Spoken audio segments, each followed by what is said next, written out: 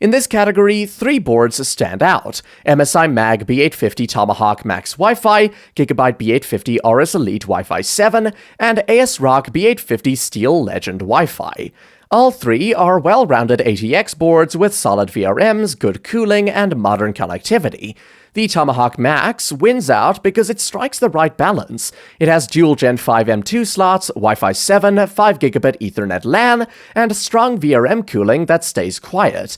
The layout is clean, the BIOS is easy to use, and it includes features like debug LEDs and BIOS flashback, which make building and upgrading simpler. The GIGABYTE AORUS Elite Wi-Fi 7 is a close second, often cheaper, with similar performance but 1 fewer Gen 5 M2 slot. ASRock Steel Legend Wi-Fi is another good alternative if you prefer white builds or want a slightly simpler setup.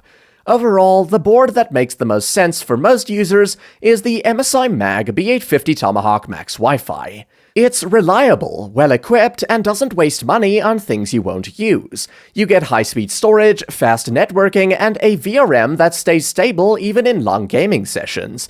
The BIOS tools are beginner-friendly, and the board layout makes cable management straightforward.